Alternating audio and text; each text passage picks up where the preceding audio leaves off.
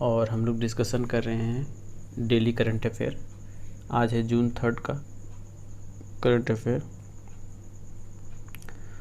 और ज़्यादा विलम्ब न करते हुए हम लोग डिस्कशन करते हैं।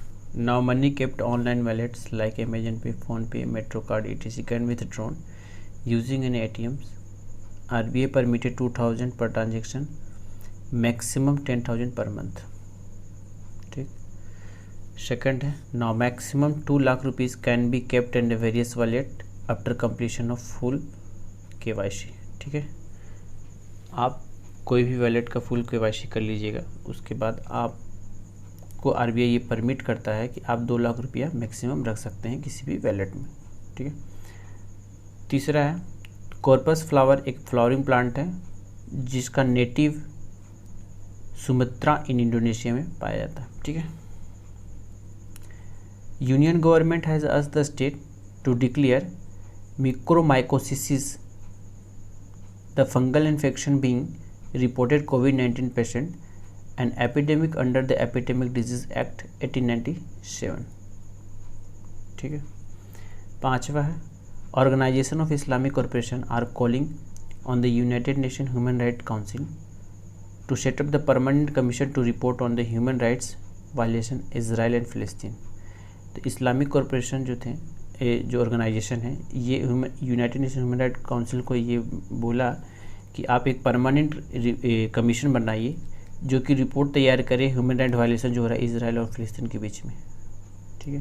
तो ये पूछा जाएगा कि जो इजराइल और फिलिस्तीन के बीच में जो अभी वार हो रहा है उसके लिए United Nation human right council को किसने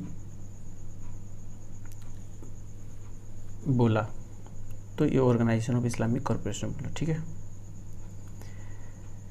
छठा है जो बेंगलोर के पीपल हैं, the people of Bangalore witness a bright rainbow rings around the sun for a few moments, a rare optical and atmospheric phenomena called 20 degree circular hello.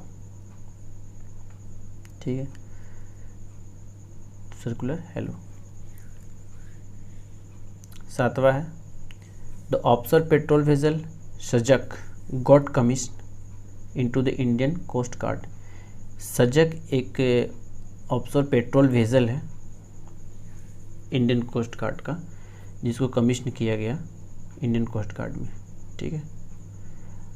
Indian coast guard एक armed force search rescue maritime law enforcement agency है जो कि ministry of defence के अंदर में आती है। जैसे कि आप ऐसे समझिए कि जैसे आर्मी मतलब बेस में BSF है, उसी तरह से जल सेना में इंडियन कोस्ट गार्ड आती है।